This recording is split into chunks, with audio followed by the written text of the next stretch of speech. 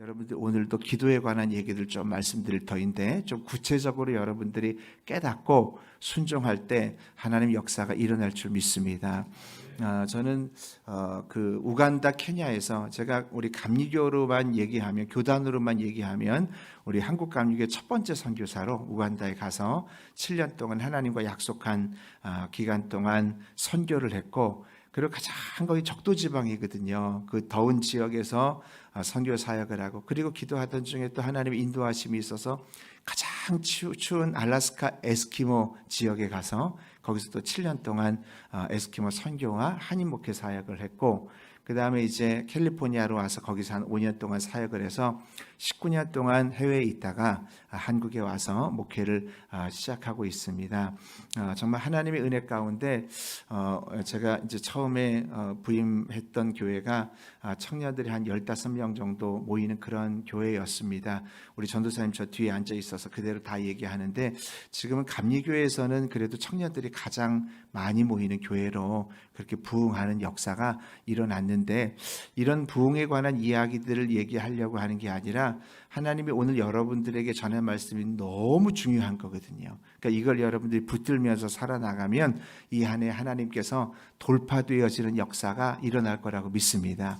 문제가 돌파될 것이고, 그동안 여러분 가정에 어려웠던 것들, 또 자녀의 어려웠던 것들, 또 교회를 향한 비전들이 돌파되어지는 역사가 일어날 거예요. 그래서 믿음으로 받을 수 있기를 주의 이름으로 축원합니다.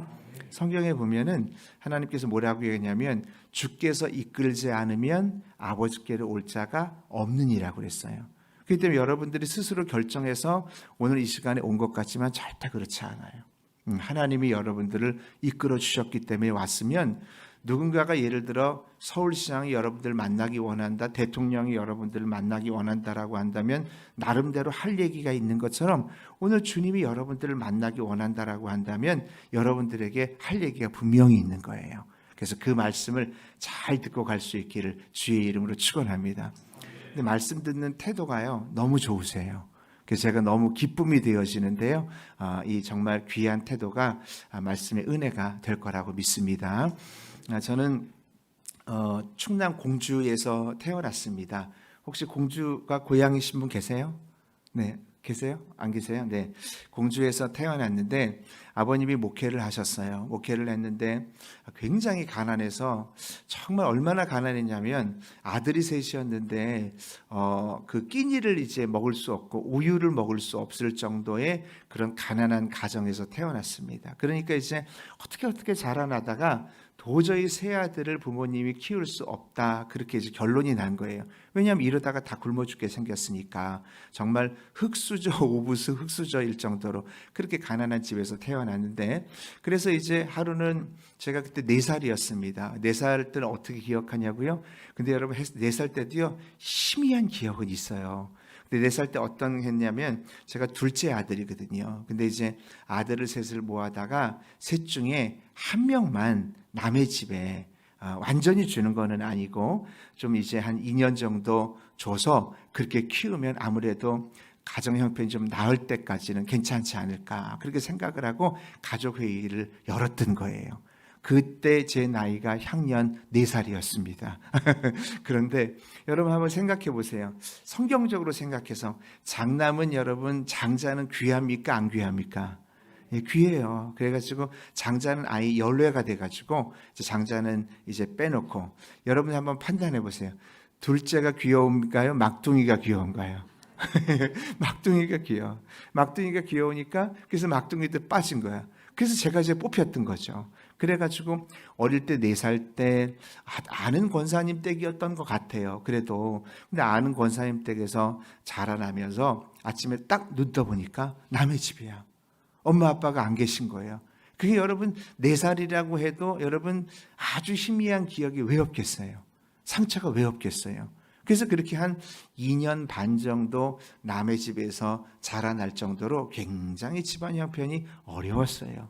그리고 이제 서울로 아버님이 이제 목회를 오셨는데, 서울에 신림동이라고 낙골이라는 동네가 있어요. 난곡동. 근데 그 동네가 굉장히 또 가난한 달동네였습니다. 근데 달동네에서 이제 목회하면서 개척을 시작을 하니까 또 얼마나 가정이 또 어려웠겠습니까? 그 당시에 제 친구들은 과외하는 친구들도 조금 있었고 또 학원에 다니는 친구들도 있었는데 저는 학원 하나도 다닐 수가 없었고 뭐 하나를 그냥 방과 후에 할 수가 없었고 오직 학교 갔다 오면은 놀만한 데가 없으니까 교회를 갔어요. 그러니까 아버님이 2층에 있는 상가의 교회를 이렇게 목회를 하셨는데 거기 이제 딱 가면은 이제 풍금이 있었어요. 풍금이 있었기 때문에 피아노 학원에 다닌 적은 없지만 그래서 풍금을 갖고 놀다가 그리고 기도하고 그리고 집에 가고 기도하고 그래서 기도가 저한테는 생활이었습니다. 그냥 생활이었어요. 초등학교 때부터 쭉. 그래서 중학교 1학년 때부터 고등학교 때까지 하루도 빼놓지 않고 교회 가서 기도를 하는데요. 기도도 여러분 오래 하면 할수록 그게 여러분들 뚫려지고 또 우리가 그 한계를 극복할 수가 있어요. 그래서 여러분 그 기도를 이렇게 하는데 어떨 때는 하루에 와서 1시간 기도하고 또 이렇게 좀 지나니까 초등학교 6학년 때쯤 되니까 하루에 2시간씩 기도하고 어떨 때는 기도가 너무너무 재밌어서 기도하고는 딱 떠보면 3시간이 지났고 또 어떨 때는 정말 부활절이나 성탄절 같은 거 앞두고 있으면 하루에 여러분들이 아마 놀랄지 안 놀랄지 모르겠는데 그 중학교 1학년 때 그때 하루에 6시간씩 그렇게 교회 와가지고 기도를 했어요. 우리 서정은혜 교회 성도님들은 놀라지 않는 거 보니까 더 많이 기도하시는 것 같기도 한데 근데 여러분 참 어릴 때 그렇게 기도한다고 하는 건 참 귀한 거다 그런 생각을 갖잖아요. 제가 여러분들에게 이 한 해 동안 하나님이 주시는 메시지 중에 가장 중요한 한번 따라해 보겠습니다. 기도는 없어지지 않습니다. 예, 할렐루야. 여러분 우리가 기도가 성경에 보면 우리의 눈물의 개념도 기도라고 하는 의미랑 같이 포함되어져 있어요. 우리의 눈물이 어디에 담겨지게 되어지냐면 주의 병에 담겨져요. 근데 우리가 인간이 만든 이 컵도 물이 새지 않잖아요. 완전한데 주의 병이라고 한다라고 한다면 그건 여러분 허투루 없어지는 거는 하나도 없는 거지. 그러니까 그건 다 온전한 겁니다. 그것이 그대로 하늘나라의 천사들에 의해서 올라가서 금양로에 의해서 올라가서 그것이 우레와 같이 우박과 같이 번개와 같이 이 땅의 응답으로 부어지는 거거든요. 그러니까 기도는 없어지지 않아요. 여러분 쓰레기는 어디다가 버리세요? 쓰레기통에 버려요. 서류는 서류함에다 갖다 놓는다고요. 그런데 성경에 보면은 금양로에 우리의 기도가 들어간다고 했어요. 그럼 기도가 왜 그럴까요? 기도가 금쪽 같으니까. 그 너무 소중한 거니까. 그래서 여러분들이 이 기도라고 하는 거는 내가 기도했는데 응답되지 않는 것 같이 느껴질 때가 있고 참 이렇게 답답하고 내가 원하는 타이밍에 응답되어지지 않는 것 같아도 괜찮아요. 여러분 기도는 없어지지 않습니다. 그래서 여러분들 어머니들이 자녀를 위해서 기도하고 우리 청년들이 비전을 위해서 기도하고 이런 모든 기도를 하나님은 다 카운트하세요. 하나님은 다 세십니다. 그리고 내가 원하는 때가 아니지만 하나님의 때에 반드시 그 기도는 하나님이 찾았을 수 있는 거죠. 저희 교회에서 하는 운동이 뭐냐면 기도통장 운동이에요. 우리가 헌금은 하나님 앞에 드릴 수 없지만 그 기도통장을 다 나눠드리면 기도의 시간들을 다 적어요. 그래서 그거를 그냥 드리는 그런 운동을 하고 있는데 그게 얼마나 교회의 부흥에 큰 역할을 하는지 몰라요. 그걸 다 떠나서 여러분들이 이 한 해 동안 여러분들이 뭔가 좀 돌파되었으면 하는 마음으로 이 자리에 모이지 않았습니까? 그런데 여러분들에게 뭐냐면 결국은 그거예요. 어떤 사람은 기도가 뭐 양이 중요하냐? 근데 저는 기도는 양이라고 생각해요. 왜 그러냐면 물론 여러분 우리가 중언부언하거나 뭐 그냥 우리가 아무런 의미 없이 기도한다라고 한다면 문제가 되지만 중심을 가지고 기도한다라고 한다면 오늘 여러분은 저녁에 식사할 때 스시 하나만 먹었다라고 한다면 그 스시가 아무리 퀄리티가 뛰어나도 그게 배가 고픈 거예요. 마찬가지로 성경에서 뭐라고 얘기하냐면 너희가 나와 함께 모두 깨어 있을 수 없더냐고요? 그렇죠. 한시도 깨어 있을 수 없더냐. 1시간도 깨어 있을 수 없더냐. 영어 성경에 보면 1 hour이라고 분명히 명시하고 있습니다.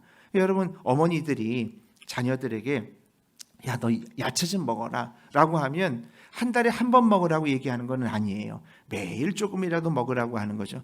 야 너 운동 좀 해라 그렇게 얘기하면 한 달에 한 번 운동하라고 하는 게 아니라 매일 조금이라도 운동하라는 그런 개념입니다. 마찬가지로 주님께서 너희가 나와 함께 한시도 깨어 있을 수 없더냐라고 하는 건 최소한 하루에 1시간은 기도하셔야 됩니다. 우리가 신앙생활 하면서 어떤 분은 이런 생각 들지 않은가요?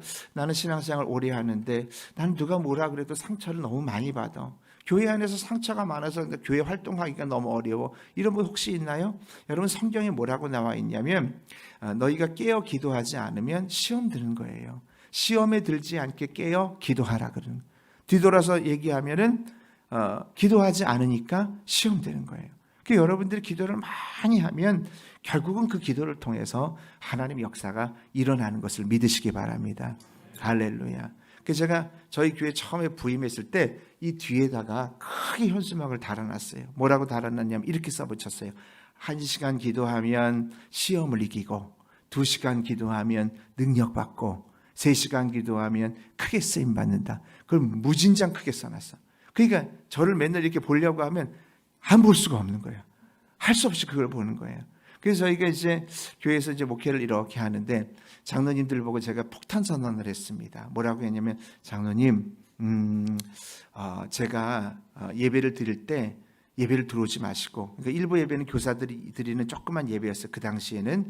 그리고 이제 본 예배가 2부 예배를 드렸습니다. 지금은 이제 5부 예배를 드리고 있는데, 그런데 이제 그 2부 예배를 드릴 때 메인 예배 들어오지 마시고 저를 위해서 기도해 주세요. 그래서 이제 그 골방에 가가지고 거기서 이제 장로님들이 기도해 주는 거예요. 왜냐하면 목사님 말씀을 전할 때 목사님에게 힘을 주시고 권능을 주시고 큰 은혜의 시간이 되게 하여 주옵소서. 그게 장로님이 기도하니까 교회 분위기가 바뀌어지는 거예요. 여러분, 교회는 목사님이 말씀을 증거하기 때문에 목사님을 위한 기도가 여러분들에게 분명히 있어야 됩니다. 이게 여러분, 우리 서정은혜 교회는 풍성한 줄 믿습니다. 이미 얼굴 보니까 굉장히 풍성해요. 그런데 여러분들이 정말 그것이 가득하고 풍성하게 되어질 때 교회는 영적으로 더 풍성해지는 거예요. 할렐루야. 그래서 그렇게 기도하는 것이 굉장히 중요합니다. 그래서 1시간 기도하면 시험 이기고, 2시간 기도하면 능력받고, 3시간 기도하면 크게 쓰임받는다. 그걸 계속 선포하면서 계속 나가게 되어지니까 이 기도의 불이 점점 올라오게 되더라고 하는 거예요. 그래서 여러분, 우리가 이 기도라고 하는 거는 내가 어느 정도의 양이 있어야 된다.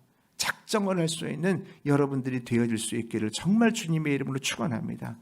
이거 하나만 건져도요, 인생이 달라질 수 있어요. 제가 그런 얘기를 좀 해드리겠습니다. 그래서 이제 그렇게 기도를 했는데, 이제 동생이 이제 논산훈련소에 가고 나서요. 그리고 나서 이제 부모님이랑 같이 면회를 갔습니다. 면회를 갔는데 올라오는 길에 어떤 생각을 가졌냐면, 하나님이 마음에 감동을 주시는 것 같아. 뭐라고 하냐면, 상훈아, 그 차를 타지 말라. 한번 상상해 보세요. 뭐예요? 그 서울에서 승용차를, 조그만 승용차를 타고 온 식구가 논산까지 갔는데, 올라올 때 만약에 여러분들의 아들이 엄마 나 시외버스 타고 갈래, 그렇게 얘기하면 엄마들, 어머니들 어떻게 하시겠어요? 야, 쓸데없는 소리 하고 앉아, 빨리 타, 그렇게 얘기하지 않겠습니까? 근데 이제 제가 자꾸 그런 마음이 드는 거예요. 아이, 뭐 이런 거 뭐 신비주의적인 것도 관심도 없었고 했기 때문에 그냥 무시했어요. 그리고 나서 이제 차를 타려고 문고리를 딱 잡으려고 했는데, 그런데 정말 이런 일이 한 번도 내 평생이 없는데, 상훈아, 타지 마라, 그러는 거예요. 그래서 제가 어떤 생각이 드냐면, 그러면 제가 만약에 이게 주님의 음성이라고 한다면, 제가 어머니에게, 어머니 저 시외버스 타고 가겠습니다라고 했을 때 어머니가 허락하면, 그러면 제가 시외버스 타고 가고, 아니면은 내가 그냥 승용차 타고 가는 걸로 그렇게 생각했습니다. 그러니까 여러분들 어머니 한번 생각을 쫙 해보면, 여러분 어떤 어머니가 논산까지 가서 아들 거기다가 떨구고 올 수 있는 부모님이 누가 있겠어? 그러니까 아버님, 어머님, 형님, 저 이렇게 4명, 동생이 이제 논산 훈련소에 갔었으니까. 그래서 어머니에게 말씀을 드렸습니다. 당연히 승용차 타라고 할 줄 알고. 그래서 어머니, 저 이렇게 해서 시외버스 타고 가려고 하는데 어머니 생각은 어떻게 생각하세요? 물으니까 어머니가 가만히 저를 보더니 네 맘대로 해라, 그러시는 거예요. 그래가지고 제가 그 순간에 또 상처를 받았지 않습니까? 어쩐지 저를 어릴 때 그냥 남의 집에다 키우게 하시더니 본색이 드러나는구나, 뭐 이렇게 생각을 했던 거지. 그래가지고 이제 저 정말 그냥 가족들만 쑥 가버린 거야. 그리고 이제 제가 거기에 남아있는 거예요. 남아있는 게 너무 후회가 되는 거예요. 속상하는. 왜? 아이고, 승용차 타고 갈걸. 이게 무슨 소위 얘기하는 무슨 개고생이냐, 뭐 이렇게 생각을 하면서 그냥 시외버스 타고 왔죠. 저희 집이 또 달동네 아닙니까? 그게 마을버스 타고 와가지고 또 달동네 꼭대기까지 그냥 올라가니까 너무 속상하는 거예요. 집에 이제 초인종을 눌러봤는데 당연히 먼저 도착해야 될 식구들이 도착을 안 한 거예요. 그래서 그 당시 열쇠 같은데 뭐 화분 밑에 우리가 넣어놓고 그랬잖아요. 지금은 다 비밀번호지만 화분 밑에 보니까 열쇠가 그대로 있어. 그래가지고 그 열쇠를 열고 들어갔는데 식구들이 오지 않는 거예요. 야, 나만 빼놓고 지금 외식을 하는가 보다. 저녁 식사를 하는가 보다. 막 이런 생각을 가지고 있었어요. 그리고 나서 시간이 더 지났는데 이상해. 가족들이 오지를 않아요. 그리고 나서 이제 전화가 이제 일반 전화를 이렇게 따르릉 하나가 오는데 딱 받아보니까 세상에 큰일 난 거예요. 영동 세브란스에서 전화가 왔는데 교통사고가 크게 난 거야. 막 택시를 타고 가보니까 사고가 적게 난 게 아닙니다. 형은 뼈가 완전히 그냥 나갔어요. 다리 자체가 뼈가 다 보여요. 여러분 그런 큰 사고를 경험하게 되면 보는 사람도 현기증 나서 쓰러지더라고요. 제가 그렇게 경험을 했어요. 갈비뼈가 다 나가고 형은. 그리고 이제 부모님도 굉장히 큰 상처를 입으셨고 그렇게 사고가 크게 난 거예요. 지금은 하나님의 은혜 가운데 다 치료를 받았어요. 할렐루야. 물론 이제 아버님은 4년 전에 소천하셨지만 치료를 다 받았어요.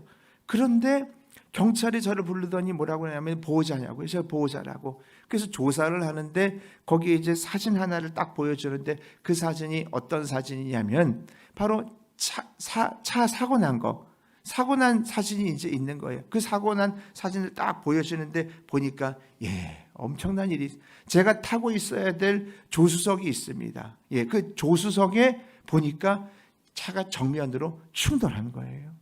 그러니까 그 조수석은 형체도 없이 다 없어진 거죠. 그러니까 여러분 이게 제가 만약에 거기에 타고 있었으면 어떻게 될 뻔했어요. 그냥 그 자리에서 즉사해버리고 죽는 거잖아요. 그런 일이 일어났을 거예요. 그래서 제가 그 이제 병원에서 무릎을 딱 꿇고 이제 기도를 하는 거예요. 기도를 하는데 하나님께서 정말 저는 환상을 본 적이 없는데 어떤 환상을 보여주냐면 환상이 탁 지나가면서 제가 어릴 때 교회에 나와서 요 앞에 나와가지고 기도하고 있었던 거 그걸 하나님이 이렇게 보여주면서 어떤 마음을 주셨냐면 이제부터 네가 기도한 것들을 네가 찾았을 것이다. 그런 하나님의 마음을 주셨어요. 그때부터 여러분 저는 하나님의 그 역사와 하나님의 정말 은혜를 경험하면서 살아가게 됐어요. 할렐루야. 여러분 기도는 없어지지 않아요. 기도는 안 찍어도 될 것 같아요. 기도는 없어지지 않고 하나님께서 정말 은혜를 주시는데 여러분들이 기도가 쌓여져 나간다라고 하는 것을 믿으시기 바랍니다. 한번 따라해 보겠습니다. 기도는 쌓여 나갑니다. 한번 더 할게요. 기도는 쌓여 나갑니다. 그래서 무엇보다 중요한 게 여러분 기도는 없어지지 않아요. 그러니까 오늘 여러분들이 다른 것보다 오늘 느헤미야 말씀도 어떤 말씀이냐면 예루살렘 성벽을 완공을 해야 되는데 뭐라고 얘기하냐면 해가 중천에 뜰 때까지 성문 걸어 잠그고 나가지 말라는 거예요. 그러면 아침부터 일찍 일어나서 새마을 운동하면서 막 열심히 지어서 적군에 그거 막기 위해서 성벽을 잘 쌓아야 되는데 하나님 명령에 따라서 나가지 않고 뭘 하게 되냐면 하나님 앞에 상번제를 드리는 거예요. 제사를 드린다고 하는 건 예배가 회복되어져야 된다는 거예요. 우리가 여러분 예배의 시간과 우리의 기도의 시간들이 여러분들에게 충분히 있어야 됩니다. 그래야 하나님이 역사하는 줄 믿습니다. 그러니까 우리는 다른 사람들은 몰라요. 근데 우리는 스스로는 자기가 알아. 내가 직분이 지금 권사인데 내가 장로인데 그럼에도 불구하고 내 기도 시간과 내 모든 예배 시간이 만약에 들통이 난다라고 한다면 주변에 있는 사람이 깜짝 놀랄 정도로 그렇게 기도 안 하는 사람이 있을 수 있다는 거예요. 그래서 여러분 우리는 기도 시간이 잘 확보되어져야 그래야 이 한 해 동안에 하나님 역사하는 줄 믿습니다. 느헤미야 성벽도 52일 만에 그게 완공이 된 거예요. 그러니까 주님의 은혜 가운데 한번 따라해 보겠습니다. 기도는 오래 해야 합니다. 네, 오래 해야 합니다. 유튜브에 보니까 어떤 목사님은 그러더라고요.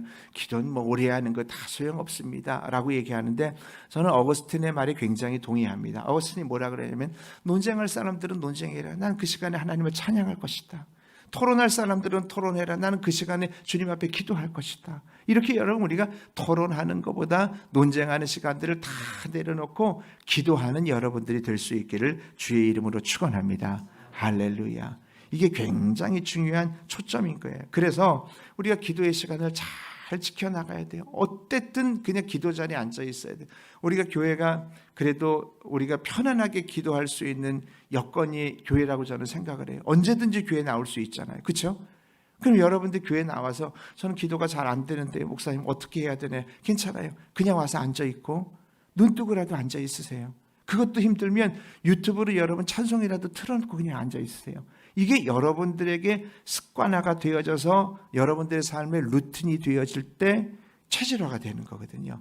그렇게 체질화가 되어질 때부터 하나님의 역사는 일어나는 것을 여러분 믿으시기를 바랍니다. 할렐루야. 이게 너무 중요한 거예요. 그냥 앉아 있으면서 내가 하루에 5분밖에 못 기도하냐면 이제 오늘 말씀을 듣고 내가 기도의 양을 10분 정도 늘릴 것이다. 내가 하루에 30분 기도하면 그거보다 더 많이 늘려나갈 것이다. 내가 1시간 기도하면 그거보다 더 늘려갈 것이다. 그렇게 여러분들이 결단하면서 이 한 해에 뭔가 하나님과 영적 가치에 대해서 여러분들이 붙들면서 나가야 되는 거예요. 그럴 때 하나님의 역사가 여러분들에게 강력하게 일어날 줄 믿습니다. 처음에 교회 와가지고 저희 교회도 70년 된 교회입니다. 굉장히 역사가 오래된 교회죠. 교회 왔는데 예배를 드리는데 예배 분위기가 예배 시간이 딱 시작되는데 이렇게 아름답게 찬양하는 게 아니라 찬양도 안 하고 시작도 안 하고 막 그래요. 정말 왜 이런가 했더니 교회가 이제 상처를 받아서 갈라져 나가서 이제 연세 드신 분들만 이제 있었던 교회였는데 그때부터 기도 운동을 계속 시작했습니다. 기도하고 하루에 10번 기도해야 하고 또 기도해야 하고 그 기도밖에 없었어요. 계속 기도를 하면서 기도 통장 운동을 요즘에 하는데 이제 청년들에게 통장을 나눠줍니다. 나눠주면 그 사람들이 이제 적는 거예요. 하루에 60분 기도하면 그러니까 일반 국민은행 통장이랑 똑같이 나눠줘요. 똑같이 나눠주면 거기다가 하루에 60분 기도하면 60만 원 적는 거예요. 환산해서 적어 돈으로. 그리고 환산해서 다 적습니다. 그러면 그거를 환산해서 져가지고 2달 동안 이제 기도 통장 운동 기간이 있어요. 그럼 이제 그걸 계속 기도 통장 운동을 하는데 2달이 지나면 다 제출하는 거야. 그 제출하면서 보면은 1등한 시상을 하는데 1등한 친구는 한 3억 정도 하는 거죠. 돈이 아니니까 여러분 너무 그렇게 생각하지 마세요. 돈을 다 환산한 겁니다. 우리가 돈은 하나님 앞에 헌금을 혹시 못한다고 해도 가난해도 기도는 드릴 수 있잖아요. 그건 누구나 드릴 수 있는 거 아니에요? 그 기도를 드리는데 3억, 2억, 1억 점점 그 액수가 늘어나는 거예요. 2달 동안 3억 드리려고 하면 한 달에 하루에 얼마 정도 기도해야 되냐면 하루에 8시간 정도 기도하면 그러면 1등 하는 거예요. 그러니까 여러분이 지금 생각할 때 8시간? 걔는 백수인가 보다 이렇게 생각할지 모르잖아요. 백수 아니고 그 직장 다니는 친구예요. 우리 전도사님도 여기 있지만 1등한 친구가 이현정 자매라고 그 친구는 정말 직장의 팀장입니다. 그럼 직장 다니면서 목사님 그렇게 어떻게 기도해 할 수 있나요? 예, 아침에 나와서 새벽 기도 끝나고 1시간 기도하고 그 다음에 또 직장 가가지고 또 거기서 시간 쪼개서 30분 기도하고 끝나고 와가지고 오자마자 교회 와서 2시간 기도하고 밥 먹고 또 2시간 기도하고 그리고 집에 가서 또 1시간 기도하고 이런 식으로 하면 거의 8시간을 맞춰 나가는 거예요. 그리고 이번에는 그 직장 다니는 실장이 1등했고 재작년에는 누가 1등했냐면 고려대 박사과정 빛나 자매라고 그 다 직장에 있는데 그렇게 기도로 돌파해 나가면서 하나님께서 주신 은혜가 너무나 크고 교회에 주시는 축복도 마찬가지지만 각 개인들에게 주신 은혜도 너무 커요. 할렐루야. 그래서 여러분 우리가 정말 그렇습니다. 이게 신앙이라고 하는 게 복잡한 게 아닙니다. 저도 여러분들에게 다른 말씀 전할 게 많이 있지만 우리가 이 한 해에 고백하게 되어질 때 이렇게 아름다운 교회 또 여러분들 정말 이렇게 진실한 목사님을 모시면서 여러분 행복하게 신앙생활하는데 뭘로 돌파해야 되냐면 문제는 기도로 돌파해야 되는 거예요. 기도 외에는 이런 유가 나갈 수 없다고요. 그래서 그 믿음으로 기도하면서 나갈 수 있기를 주의 이름으로 축원합니다. 제가 잘 아는 권오규 집사님은 한국 마이크로소프트 회사의 상무이사입니다. 굉장히 바쁜 분이에요. 근데 그분이 속장을 감당하기 위해서 교회에 나와서 1시간 기도해요. 그리고 점심시간에 1시간 점심시간 밥 먹는 시간이 있는데 30분 줄여서 30분 기도해요. 그리고 항상 교회에 와서 1시간 기도하고 집에 가요. 왜 그렇게 바쁜데도 기도하냐라고 얘기하면 내가 주님의 사명을 맡겼는데, 내가 연초에 사명을 맡겼는데 이 기도하지 않고는 내가 어떻게 감당하겠냐. 우리가 여러분 충만의 원리라고 하는 게 무엇이냐면, 내가 충만하게 되어질 때, 그럴 때 여러분들 이 충만이 흘러나가는 거예요. 기도가 내 안에 풍성하게 넘치게 되어질 때 나로 인해서 좋은 영향력이 흘러가는 거거든요. 할렐루야. 그리고 여러분 성경에 보면은 너희가 선을 행하다가 뭐 하지 말라고요? 그래요. 낙심하지 말지니 때가 이르면 어떻게 되죠? 거두리라. 이 선이라고 하는 말이 헬라어로 아가도라고 하는 말인데, 그 말에는 기도의 의미도 들어있어요. 왜 이런 말씀을 주었을까? 바꿔서 생각해 보면 됩니다. 너희가 기도하다가 낙심할 만한 일들이 있을지도 모른다. 그래서 주님이 친절하게 적어 놓은 거예요. 그래서 여러분들이 기도하다가 낙심한 일들이 있다고 할지라도 낙심하지 말고 기도해라. 한번 따라해 보겠습니다. 중간 결산하지 맙시다. 다시 한번 중간 결산하지 맙시다. 할렐루야. 저는요, 그렇게 기도를 많이 하니까 너무 신나서 어릴 때부터 그렇게 많이 기도를 했기 때문에 하나님께서 그 교통사고의 사건을 통해서, 야, 하나님 정말 살아계시구나. 나도 이런 체험을 하는구나. 내 목숨 주님 앞에 온전하게 주님 앞에 드려야 되겠다. 그렇게 생각을 하고 있었어요. 그렇게 생각을 하다가 군대에 가려고 하는데 뭘 가고 싶었냐면 군종병이 되고 싶었어요. 왜냐하면 군종병이 되면 교회에서 사역도 할 수 있고, 신학생들이 군종병으로 가는 건 굉장히 좋은 보직이거든요. 그래서 기도를 굉장히 열심히 했습니다. 막 하루에 그냥 3시간씩 4시간씩 막 기도를 이렇게 한 달 동안 이렇게 하면서 군종병으로 보내달라고. 그리고 이제 군대에 가서 자대 배치를 받았는데, 군종병은 웬 어디가 떨어졌냐면 공병대에 떨어졌어요. 그 공병대 뭔지 여자분들은 잘 모르시죠? 공병대는 지뢰, 폭파, 건설 이런 거 하는 건데, 실제로 가보니까 그냥 그런 거 안 하고 노가다만 시키더라고. 작업병만 시키는 거예요. 그러니까 아침에 일어나면은 저는 허리도 길고 다리도 짧거든요.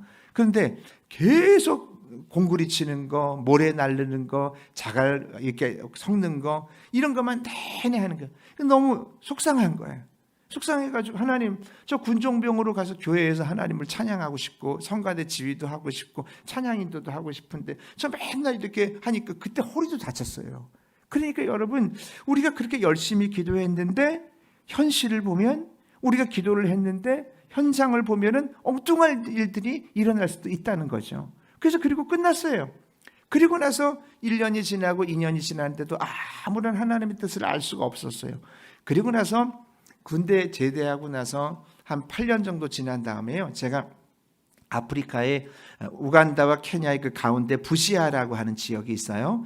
그 지역에 이제 선교사로 갔는데, 그래서 케냐 쪽에서는 마사이 원주민 사역을 하고, 마가디 지역에, 그리고 우간다 지역에 선교를 하게 되어졌는데, 케냐에 가보면 마사이 원주민들이랑 이제 사역을 했는데, 참 신기한 걸 저는 봤어요. 저는 아프리카에서 사역을 했는데 한국에 선교보고하러 나오니까 세상에 한국에 마사이 신발이 있더라고요. 근데 마사이 원주민들은 그런 신발을 안 신거든요. 근데 한국에서는 그 신발이 있어서 가져가니까 마사이 원주민들이 또 얼마나 또 신기해 하는지 몰라요. 근데 이제 거기 가서 걔네들은 무슨 집을 짓냐면 소똥집을 짓습니다. 소똥집이 왜 소똥집이냐면 뭐 거기 뱀이 안 들어온다, 뭐가 안 들어온다 이런 얘기 있지만, 사실은 소똥집을 짓는 이유가 간단합니다. 뭐냐면 물이 없어요. 마사이 원주민 지역이 물이 없기 때문에 그걸 다 쌓아가면서 집을 하나하나 짓는 거예요. 근데 거기 가니까 함석으로 만들어진 작은 교회 건물이 있는데, 그 안에서 예배를 드리려고 하니까 너무 더운 거예요. 그 뭐 에어컨 시설이 있나요? 아무것도 없는 거. 함성만 그냥 그 쬐약볕에서 영상 40도 넘는 지역에서 그냥 그 함성만 딱 그냥 해놓으니까, 창문도 조그맣게 내놓고, 그러니까 그 안에서 예배 드리려고 하니까 막 그냥 땀이 그냥 부슬부슬 나는 거예요. 그래서 거기에 이제 교회를 지어야 되겠다. 그게 바로 케냐의 마가디 지역인데, 아무도 거기 선교사가 없는 지역이야. 그런데 마사이 원주민들은요, 뭐만 지을 줄 아냐면 소똥집만 지을 줄 알아. 그런데 가만히 생각해 보니까 누가 이 콘크리트로 벽돌로 짓는 전문가가 한 명이 있어요. 누구예요? 저예요. 그러니까 8년 지난 다음에, 야, 하나님은 정말 신묘막측하죠. 그래가지고 나이로비에 가지고 트럭을 해다가 자갈도 날르고 모래도 날르고 뭐 이것저것 다 날르면서 몇 대 몇 비율로 제가 다 지시해가지고, 노동은 그 우리 마사이 원주민들이 다 하니까 그렇게 해서 그 지역에 정말 올레케문게 교회라고 하는, 감리교회라고 하는 교회가 지어졌어요. 할렐루야. 저는 여러분들이 중간 결산하지 않기를 주의 이름으로 축원합니다. 정말 중간 결산하지 마세요. 하나님은 언젠가 응답하시고 하나님은 역사하신다. 그 믿음을 가지고 하나님 앞에 계속해서 기도하며 나가는 거예요. 그래서 기도라고 하는 건 반드시 쌓아지는 것이고 언젠간 하나님 응답하시는 거예요. 여러분 유명한 여기 분당 우리 교회 이찬수 목사님 간증 한번 들어본 적 계세요? 그분이 뭐라고 얘기하냐면 그 아버님이 목사님이셨잖아요. 근데 아버님 목사님이 40일 동안 산기도하면서 금식기도 하다가 어떻게 됐어요? 돌아가셨어요. 그러니까 교회가 막 발칵 뒤집힌 거죠. 여러분 한번 담임 목사님이 여러분 산에 올라가가지고 금식기도 하다가 너무 배고파가지고 정신없이 쓰러져가지고 돌아가셨다라고 하면 그 교회가 얼마나 풍지박살이 나겠어. 그리고 나서 풍지박살이 난 데다가 그 가족 전체가 어쨌든 담임 목사가 후임자가 와야 되니까 길거리에 나앉게 되어지는 거예요. 그리고 너무 속상하고 하나님 앞에 그렇게 그냥 속상한 것을 다 토로했는데 나중에 이제 이찬수 목사님이 개척을 하고 하나님이 얼마나 큰 부흥을 주시는지 모르는데 그때 기도하면서 하나님이 주셨던 감동은 뭐냐면 너네 아버지가 기도한 거 그걸 네가 찾아먹는 거다. 그런 감동을 주시다라고 하는 거예요. 할렐루야. 여러분 그렇습니다. 여러분들의 부모님이 혹시 기도하시면서 부모님이 살아계실 때 그 기도가 응답되면 좋지만 혹시라도 여러분들이 하나님 나라에 먼저 간다고 할지라도 그 자녀들이 그 기도를 찾아 쓰는 거예요. 그런 은혜와 그런 믿음으로 여러분들이 나아갈 수 있기를 주의 이름으로 축원합니다. 이 기도라고 하는 건 대단히 중요한 거예요. 그냥 기도하는 것을 너무 잘 알지만 여러분 그렇습니다. 제가 이제 교회를 다니면서 말씀을 전해도 이렇게 기도에 대한 말씀을 드리면 한 80% 정도 100명 중에서 따지면 한 80% 정도는 기도의 눌림을 받아요. 아, 기도해야 되겠다. 기도 결심을 받았다. 그런데 한 20% 정도만 이걸 브레이크 뚜루해서 20% 정도만 기도의 자리에 실제로 가는 거예요. 기도해야 되겠다라고 하는 그 눌림이 우리 평생 동안 우리 안에 있었지 않습니까? 이제는 이거를 극복하기 원하는 거예요. 이걸 우리가 돌파하기를 원하는 거예요. 여러분들 오늘 말씀을 듣고 오늘 집에 가서라도 아니면 내일서부터라도 여러분들의 기도의 양들이 늘어나게 되어질 때 하나님 역사가 일어나는 줄 믿습니다. 할렐루야. 예수님의 제자들도 바다로 가자고 하면 바다로 가죠. 산으로 가자 하면 산으로 다 쫓아가죠. 내가 주님을 위해서 내가 죽겠나이다라고 다 고백을 하지만 어디서 제자들이 싹 다 무너지냐면 나를 위하여 한시도 깨어 있을 수 없더냐라고 할 때 제자들이 100%가 다 넘어지게 되는 거예요. 그만큼 사단은 여러분들 기도하는 걸 너무 싫어하는 겁니다. 그래서 교회는요 충분한 기도가 결정적인 거예요.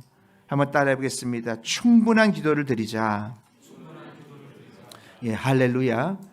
충분한 기도를 쌓는 것이 너무 중요하다라고 하는 겁니다. 그래서 이 기도라고 하는 거는요, 우리가 이거는 그렇습니다. 물론 우리가 기도의 양이 늘어나고 중심이 없다면 안 되겠지만 중심이 똑같이 있다는 가정하에 우리의 기도의 양이 늘어나게 되었을 때 돌파의 역사가 일어나는 것을 반드시 여러분 믿으시기 바랍니다. 할렐루야. 저는 그거밖에 간증할 게 없어요. 그걸 통해서 여기 이제 우리 경기니까 전 서울연회니까 서울연회에서 몇 년마다 이제 부흥하는 교회를 선정해가지고 이제 상을 줍니다. 그런데 6년 동안 4번 저희 교회에서 받았어요. 이게 자랑하려고 얘기하는 게 아니라 여러분 오늘 여러분들이 이 주일 저녁 시간에 귀하게 모인 여러분들에게 다른 게 아니라 하나님 내 기도의 양이 돌파되게 하여 주셔서 질병의 문제가 풀려지게 하시고 재정의 문제가 풀려지게 하시고 관계의 문제가 풀어지게 하는 거 여러분들이 꾸준하게 기도함으로 인하여 하나님의 역사들을 다 경험할 수 있기를 주의 이름으로 축원합니다. 할렐루야. 이건 너무 중요한 겁니다. 할렐루야. 우리 목사님이 한 40분에서 50분 사이라고 말씀을 하셔서 한 10분 정도 남은 것 같은데 이 기도를 통해서 하나님의 역사를 여러분들이 경험해야 되는 거예요. 저는 여러분 아프리카에서 사역을 하다가 한번 감옥에 갇힌 적이 있어요. 이제 나쁜 사람 아닙니다. 근데 이제 감옥에 갇힌 적이 있는데 어떻게 하냐면 외진대 선교지를 이렇게 가는데 뒤에서 이제 따라오는 거예요. 경찰이. 그래가지고 경찰이 따라와서 내려보니까 뭐냐면 신호 위반했다는 거예요. 과속했다는 거예요. 세상에 거기 비포장 도로인데 과속을 하려고 해도 할 수 없어요. 아무도 할 수 없는데 그 과속했다는 거예요.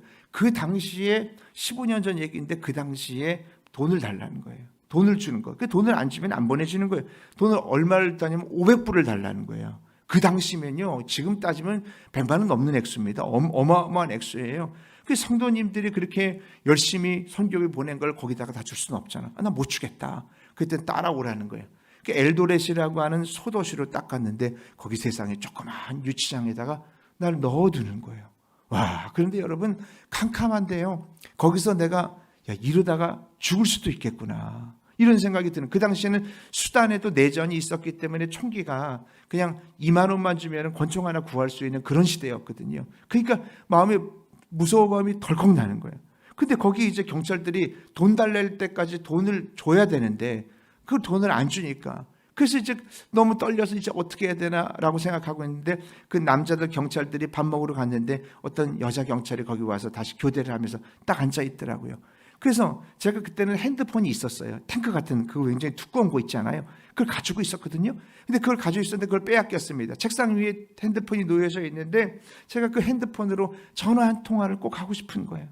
그런데 핸드폰을 달라고 하니까 당연히 안 주지. 당연히 여러분 주지 않아요. 그래서 막 기도를 하면서 속으로 막 기도를 했어요. 하나님, 기도한 거 찾아 쓰게 해주세요. 그렇게 막 기도를 했는데 그 여경한테 물어보니까 그 여경이 미셔너리냐고 선교사냐고 빨리 한 통화 쓰라는 거예요. 지금 점심시간에 언제 들어올지 모르기 때문에 이 여경도 진짜 큰맘 먹고 저한테 양보한 거예요. 그래서 전화기를 들었는데 문제는 뭐냐면 어디다 전화할지 모르겠어. 그 외진 도시에 누가 찾아올 것도 만무하며 그 당시 전화도 잘 터지지도 않았어요. 핸드폰 기지국이 잘 안 돼 있어서. 그래서 그냥 기도를 이렇게 하면서 제가 그 엘도렛에서 그 감옥에 갇혔으니까 그 제가 사역했던 마가디에는 차로 8시간 거리입니다. 전화가 터지지 않을 수도 있는데 마음속에 아내에게 전화해도 소용이 없을 것 같아요. 왜냐하면 아내가 뭘 어떻게 할 수 있는 경우가 아닌데 한 통화로 이거 승부를 봐야 되잖아요. 하나님, 내가 기도한 거 찾아 쓰게 해주세요. 그렇게 기도하고 나서 그리고 나서 생각나는 게 현지 감리사님이었어. 근데 상식적으로 이해가 안 되는 거예요. 현지 감리사는 저쪽 마가디 지역에 있는 분인데 그럼에도 불구하고 믿음으로 그분에게 딱 전화를 했어요. 내가 이렇게 해서 잘 모르는 엘도렛이라고 하는 도시에 지금 갇혀 있는데 나 좀 도와줄 수 있겠냐. 감리사가 무슨 힘이 있겠어. 그런데 그 사람이 뭐라고 했냐면 아유 엘도렛? 그러면서 자기가 지금 엘도렛에 있다는 거예요. 여러분 굉장히 놀라지 않는 것 같은데 이게 엄청난 놀라는 사실. 이게 왜냐하면 여러분들이 서정은혜교회 성도들을 내일 백령도에서 만난 거나 똑같아. 그러니까 굉장히 이게 큰 거죠. 그래가지고 그분이요 그 경찰서에 와가지고 결국은 나를 구해줬어요. 저는 무슨 생각을 하냐면 누가 뭐라 그래도 저는 목회를 하면서 선교사 해외 목회를 19년 하고 여기서 8년 동안 이제 하고 총 25년 정도 목회를 하면서 뭐를 느끼게 되어지냐면 다른 건 모르는데 내가 전할 거는 두 가지 중에 하나가 있는데 시간상 오늘 하나만 하겠는데요. 기도하지 않으면 해결될 수 없구나. 할렐루야. 기도의 양들이 늘어날 수 있기를 주의 이름으로 축원합니다. 오늘 여러분 잘 오셨어요. 이 저녁에 이렇게 모이는 교회가 정말 드문데 하나님이 여러분들을 부를 때는 여러분들의 기도의 양이 인업하지 않은 거예요. 뭔가 부족한 거예요. 하나님 그걸 돌파하기를 원하십니다. 그것이 돌파되면 지긋지긋하게 여러분들에게 풀려지지 않은 거, 답답했던 이런 문제들이 풀려지는 이 2013년도 입을 크게 열라 내가 채우리라. 그런 응답이 여러분들에게 부어질 거라고 확신합니다. 할렐루야. 기도 열심히 하셔야 돼요. 다른 거 방법은 없어요. 무슨 이것저것을 한다고 아니에요. 주님 앞에 최고의 대접은 기도입니다. 마태복음 7장에 보면 구하라 그러면 뭐라고요? 주실 것이다. 찾으라 그러면 찾을 것이다. 문을 두드리라 그러면 열릴 것이라고 하는 기도에 관한 말씀이 마태복음 7장에 나오는데, 결론 보면 아주 생뚱맞게 뭐가 나오냐면, 그러므로 네가 대접을 받기 원하거든 남을 대접하라. 이상하잖아요. 이게 뭐 기도에 대한 말씀이 있으면 그러므로 기도하면 큰 응답이 있을 것이다, 뭐 이렇게 나와야 되는데 대접에 관한 말씀이 있어요. 근데 그 마태복음 7장을 잘 읽어보면 그게 어떤 뜻이냐면, 하나님을 향한 최고의 대접은 기도예요. 이번 주 설날 오잖아요. 설날 때 부모님을 잘 대접해야 그게 여러분 자녀의 도리 아니겠습니까? 그렇다라고 한다면 하나님을 향한 최고의 설날 음식, 최고의 대접이 뭔지 아세요? 기도예요. 근데 다른 게 없습니다. 주님 앞에 최고의 대접을 드리는 이 2023년 될 수 있기를 정말 주님의 이름으로 축원합니다. 할렐루야. 제 마지막 이야기하고 이제 말씀 마치려고 하는데요. 딴 데 가면 막 2시간씩 하고 막 그러는데 오늘 정말 엑기스만 하는 거예요. 잘 듣고 여러분들이 따라오셔야 돼요. 할렐루야. 아프리카에서 7년을 한 다음에요. 그리고 나서 너무 고생했어. 아내도 풍토병에 걸리고 막 그래가지고 너무너무 고생해서 저희가 이제 뉴질랜드로 안식년을 가려고 다 준비했습니다. 뉴질랜드 비자 받으려고 하면 뉴질랜드 대사관 가가지고 신체 검사도 받아야 되고 또 여러 가지 해서 1년짜리 웍비자를 기가 막히게 받았어. 그리고 나서 로토루아라고 하는 곳에 가계약까지 2번 답사 갔다 와가지고 다 계약을 맺었어. 근데 새벽에 이제 하나님 앞에 이렇게 기도하는데, 저는 이제 하나님의 음성을 듣는 그런 사람 아닌데, 그때 마음속에 하나님의 응답이라고 하는 건 상훈아 이렇게 들려오는 게 아니라 우리 안에 성령님이 계시잖아요. 그러니까 세미한 음성으로 우리들에게 들려올 때가 있는 거죠. 그 세미한 음성으로 들려오는데 뭐라고 들려오냐면, 상훈아, 너 가장 더운 데서 7년 동안 참 수고했다. 근데 내 말에 순종해 줄 수 있겠니? 그런 말이 들어와요. 예, 주님께서 말씀하옵소서. 제가 이제 성경에 나와 있는 것처럼 멋지게 얘기했어요. 뭐 고넬료처럼 말씀만 하옵소서 막 이런 거 따라하느라고. 근데 뭐라고 했냐면, 네가 알라스카라고 하는 가장 추운 곳에 가서 7년 동안 나를 위하여 또 사역했으면 좋겠다. 그런 음성이 들리는 거예요. 근데 지금 뉴질랜드 가기 3주 전이라고. 그래서 제가 새벽 예배 때 어떻게 했냐면, 그때부터 나의 생각이 작동하기 시작합니다. 응답이라는 거 다 믿으면 안 돼. 이게 다 신비적일 수도 있는 거야. 귀를 딱 닫고 그냥 그 순간에 눈을 뜨고 나왔어요. 아내한테 얘기 안 했어. 그 다음 날 가니까 또 기도하는데, 상훈아, 어제 얘기한 거 또 얘기하는 거야. 응답은 다 가짜일 수도 있어. 눈을 딱 닫고. 그리고 이제 일주일 동안 얘기 안 했는데요. 제가 무너진 계기가 있습니다. 어떤 계기가 있냐면, 저희 아내가 어느 날 저를 찾아와서, 목사님, 제가 기도하는데 이상한 응답이 들려요. 뭔데요? 물어보니까 알라스카라고 하는 응답이 들리는 거예요. 미칠 것 같더라고. 그래가지고 그때 그 정도 하면은 저희가 선교사 가정이라 굴복할 수밖에 없는 거야. 그래서 둘이 무릎 꿇고 2주 남겨놓고 뉴질랜드 다 접고 그 눈덩이 있는 알라스카로 간 거예요. 여러분, 알라스카에 가면 뭐 기적 같은, 순종하면 막 기적과 같은 역사가 일어나고 11조 막 드리면 그냥 가정에 그냥 무슨 사업이 대박 나고 그래야 되는 거 아니겠습니까? 근데 바울은 어땠어요? 하나님이 정말 그 아시아로 가려고 하는 걸 돌이켜서 마게도니아로 갔을 때 빌립보에 가서 그냥 얻어맞고 그냥 감옥에 갇히고 그러지 않았습니까? 우리가 여러분 그래서 충강결산하면 안 돼요. 그러나 우리 하나님은 선하세요. 우리 하나님 여러분들 좋으신 하나님입니다. 제가 미국에서 목회할 때 항상 우리 성도들이랑 뭐라 하냐면 God is good. 그러면 all the time God is good. 그런 거 굉장히 많이 고백했습니다. 하나님은 항상 좋으신 하나님이에요. 근데 이제 알라스카에서 2년 정도 이제 목회를 하면서 어떤 일이 있었냐면, 알라스카는요 영하 30도 40도 떨어지는 거 그거 뭐 아무것도 아닙니다. 지금 추위는요 이건 뭐 나가서 그냥 수영도 하겠어, 이 추위 같은 경우에. 그러니까 그렇게 떨어지니까 창문을 잘 열어놓지 않아.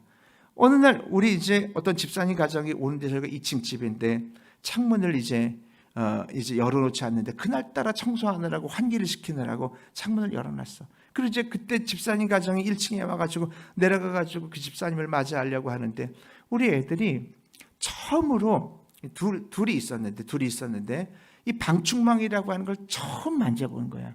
이게 딱딱 치면은 바운드가 좀 튕기고 그러잖아요. 그게 너무 장난감처럼 재밌었던 거지. 그 2층에서 엄마 아빠 거기 있으니까 그 밑에는 엄마 아빠 하면서 그 방충망을 계속 들이쳤다가 방충망이 떨어진 거예요. 떨어졌는데 여기 한번 상식적으로 생각해 보세요. 그 추위 영하 20도 되는데 아이들이 뒤로 이제 창문 쪽으로 손을 딱 걸치고 매달려 있으면서 둘이 매달려 있는 거예요. 이게 여러분 손이 다 피가 날 수밖에 없어요. 영하 20도 있는 걸 얼음덩이를 잡는다고 하는 건 인간의 상식으로는 불가능한 거예요. 그렇죠? 그 장면을 딱 보고 나서 제가 막 뛰어 올라갔어요. 그리고 첫째 애를 정말 낚아채듯이 딱 낚아채가지고 거실로 내팽개 챙겨서 첫째 애가 살았어. 둘째 애는 떨어졌어요. 근데 미국에 보면은 콘크리트야. 근데 콘크리트에 머리부터 떨어진 거예요. 애가 혼수 상태가 된 거지. 그래가지고 그 아이를 이제 살리려고 이틀 동안 계속 기도하면서 새벽 예배 나올 때는 아내는 병원에 있으면서 새벽 예배 나와가지고 거의 뭐 철야하다시피 하나님 그 유빈이의 옷을 싸들고 교회 와가지고 여기 엎드리면서 막 눈물록을 쏟아내며 하나님 주님이 가라고 하는데 갔는데 주님이 가라고 하는 데서 이런 게 무슨 일입니까? 라고 하면서 눈물을 쏟으면서 이 아이를 살려주시면 그러면 하나님 내가 평생 동안 정말 주님을 위해서 살겠습니다. 그렇게 기도를 했어요. 그렇게 기도하고 믿음을 가지고 기도하는데 하루 지나고 이틀 지나고 3일째 되던 날 그 아이는 하늘나라로 갔습니다. 그러니까 우리 가정이 다 그것에 대한 그 시험을 이길 수 있는 방법이 없는 거예요. 너무너무 힘든 거예요.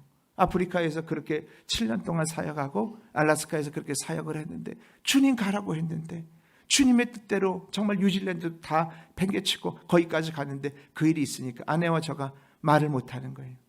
그 장로님이 LA로 잠깐 내려갔다 오라 그래서 LA에 좋은 펜션에 한번 가라고 했는데 좋은 펜션 가면 뭐해. 둘이서 거기 딱 앉아있는데 아무 말도 하지 않는 거예요. 둘 다 얘기하지 않고 아내는 계속 울고만 있고. 그런데 이제 너무너무 답답해서 제가 혼자 이렇게 나와가지고 하염없이 길을 걷고 있는데 조그마한 교회가 하나 있더라고. 그거 미국 교회인데 이렇게 밀어보니까 끽 하면서 오래된 교회인데 문이 열려요.